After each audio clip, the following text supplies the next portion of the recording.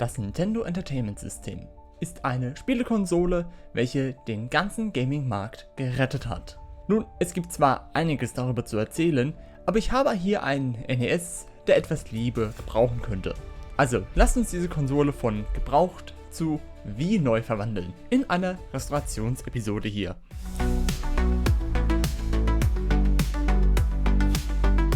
Gut allerseits. Ich bin wieder da, aus der Sommerpause hier wieder zurück. Und hier nehme ich diesen NES hier, um diesen halt, wie ein Intro gesagt, hier zu restaurieren.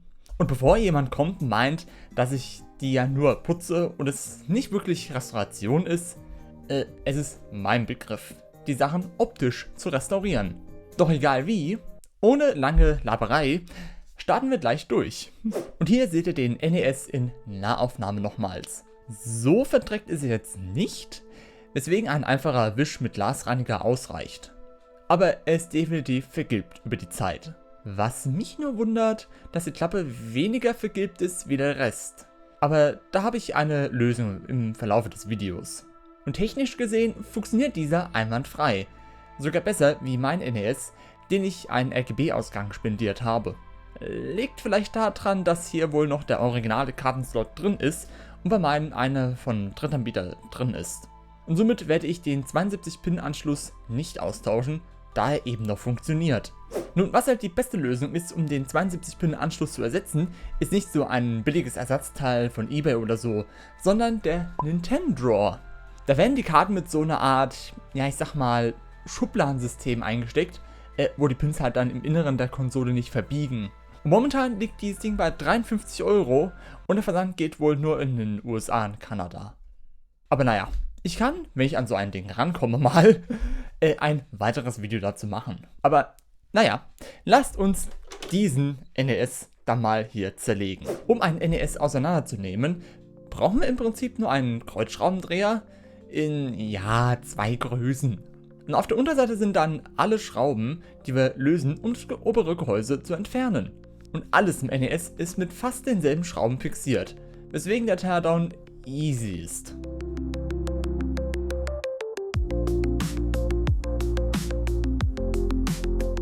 Okay, da ist alles auseinandergebaut. Und wie der 8-Bit-Guy will ich euch auch eine kleine Tour über das Mainboard geben. Und angefangen hier haben wir den Prozessor, der 6502, der in vielen Computern war zu der Zeit. Wie den VC20, dem C64, etwas modernisiert auch im Super Nintendo, im Atari 2600, allen 8-Bit Apple-Computern, wie zum Beispiel der Apple II und vielen weiteren Computern. Und dann haben wir hier auch noch die PPU, was für Picture Processing Unit steht und fürs Bild verantwortlich ist. Und dann sind hier jeweils 2x2 KB Arbeitsspeicher. Einer für die CPU, der andere für die PPU. Und hier der allseits bekannte Lockout-Chip, der die Konsole freigibt, wenn in der Cartridge der passende Chip auch vorhanden ist, um die Konsole eben halt zu entsperren. Und ihr seht, es ist wirklich nicht viel drin in dieser Konsole. Und was ich fast vergessen hätte, wären die Controller zu der Konsole. Diese sind auch etwas vergilbt, weswegen ich die auch auseinandernehme. Leicht putze, da auch nicht wirklich viel Dreck drauf ist. Nur einer hat einen Aufkleber, den ich mit einem Plastikschabe entfernt habe und den restlichen Kleber mit etwas Alkohol entfernt habe. So, und nun kommen wir zu dem, worauf ihr wartet. Nämlich das Bleichen der Teile.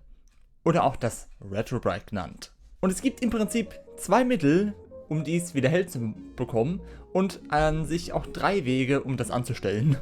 Es gibt die Möglichkeit mit dem reinen Wasserstoffperoxid, was eine Flüssigkeit ist und ihr in der Apotheke oder, wie ich es ja auch letzt bekommen habe, im Müller. Und das zweite Mittel, was da auch funktioniert, ist auch eine Blondierungscreme auf Basis mit Wasserstoffperoxid, was bei großen Sachen wie zum Beispiel großen PC-Gehäusen praktisch ist. Übrigens auch von der Marke #NoAd, #NoSponsor. Wobei, was auch gehen soll, ist, dass ihr das flüssige Wasserstoffperoxid mit Wasser verdünnt. Und das sollte wohl auch gehen. Und was ich hier auch mal probieren will. Was meine ich damit mit 3 Wege, um dies anzustellen? Nun, solche Vergilbungen entstehen aufgrund von UV-Licht, von der Sonne oder einfach Hitze. Die Ironie dahinter ist, wir brauchen dann das UV-Licht und Wasserstoffperoxid, damit dies funktioniert.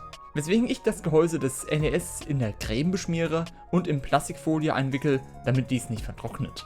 Und eben das Gehäuse des Controllers tue ich mit dem flüssigen Wasserstoffperoxid verdünnen mit Wasser. Und bei der Wasserstoffperoxid-Methode könnt ihr es entweder in die Sonne rauslegen, es mit einer UV-Lampe befeuern, wenn es mal Regenwetter gibt, oder mit diesem Sous-Vide-Stab, ja Sous-Vide-Stick, der das Wasser auf eine eingestellte Temperatur bringt. Was auch geht, ist auf dem Herd. Da müsst ihr aber aufpassen, dass das Wasser bei etwa 70 Grad bleibt. Genauso wie beim Sous-Vide-Stab. Und meine Ironie kommt auch noch dazu, ich mache eine Sommerpause, obwohl der Sommer weg war. Und nach meiner Sommerpause ist der Sommer in Deutschland wieder da. Hat das irgendeine Bedeutung irgendwie? Aber das ist gut, da haben wir all das UV-Licht plus die hohen Temperaturen, wo das Retrobrite sehr schnell geht. Sowohl das Gehäuse als auch die Gehäuse des Controllers lege ich raus in die Sonne und bei der Creme tue ich etwa jede Stunde die Creme neu verteilen, damit es gleichmäßiger ist. Nach ein paar Stunden sieht man bei den Controllern, dass das Wasserstoffperoxid schon reagiert. Und auch beim NES-Gehäuse sieht man schon eine Veränderung. Mein Fehler war aber dann, war dann eine kurze Zeit weg und konnte dann die Creme nicht mehr verteilen. Aber gut, es war dann 16 Uhr, wo ich die Teile dann reingeholt habe, denn ich hatte kein Sonnenlicht mehr gehabt auf meiner Terrasse. Ich habe dann alles gut abgewaschen und trocknen lassen. Und wie schon vorher gesagt, mein Fehler hat sich jetzt gezeigt. Das Gehäuse des NES hat jetzt so Schlieren von der Creme bekommen. Bei den Controllern ist einer fast wie neu geworden, habe aber dann gesehen, dass von beiden jeweils eine Seite des Gehäuses jetzt nicht so stark vergilbt war. Hat also das Verdünnen was gebracht bei den Controllern? Nun, in meinem Fall hier nicht. Aber es kann vielleicht sein, dass ich dem Ganzen halt nicht so viel Zeit gegeben habe. Denn diese kleine Flasche da, das waren nur 250 Milliliter und ich habe jetzt nur etwa 100 Milliliter für jeden Controller gegeben. Und in Anbetracht bei der Größe war das nicht so viel. Aber ich will dies in Zukunft nochmal wiederholen, dann aber im Verhältnis von so 50-50. Und ja, ich hätte eigentlich auch auf Amazon einen großen Kanister bestellen können, so einen 5-Liter Kanister. Wäre aber bei mir dann viel zu spät eingetroffen. Nun, das, was wir jetzt noch machen können, ist bei der Unterseite mit dem Compu Cleaner den Staub entfernen und die Konsole wieder zusammenbauen. Nur vorher versuche ich, ob diese ekelhafte Spur im Inneren da rausbekomme an dem einen Ausschalter. Mit etwas Alkohol geht das weg, aber an die anderen Stellen komme ich nicht hin. Wo ich mir aber sage, dass es okay ist, denn es ist im Inneren, wo es keiner sieht. Und ich bin selber etwas im Zeitdruck, wo ich keine Zeit mehr habe, das Ding Wasser und Spüli das sauber zu machen. Aber egal, jetzt bauen wir aber mal alles wieder zusammen.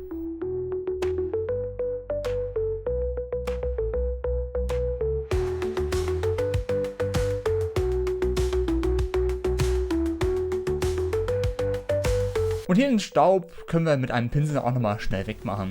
Und natürlich darf ein abschließender Test nicht fehlen. Nehmen wir hier einfach dafür mal Zelda 2, The Adventure of Link.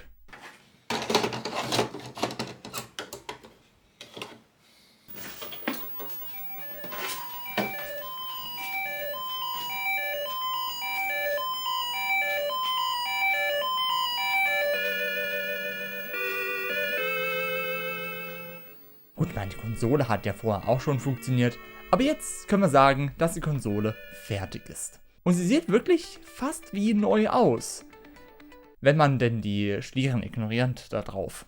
Und als Vergleich hier mein NES, wo man aber schon sieht, dass man ja schon, naja, das Retrobrite ist schon ein bisschen her. Und somit, denke ich mal, haben wir es geschafft für dieses Video. Ja, und dieser NES, der geht da an meine Mutter, die die Konsole auch gerne hätte. Naja, aber was ich ansonsten auch gerne hätte, ist euer Abo, damit ihr hier auf dem Kanal auf dem Laufenden bleibt für solchen Content und allen möglichen. Naja, aber ich sag doch mal so, man sieht sich.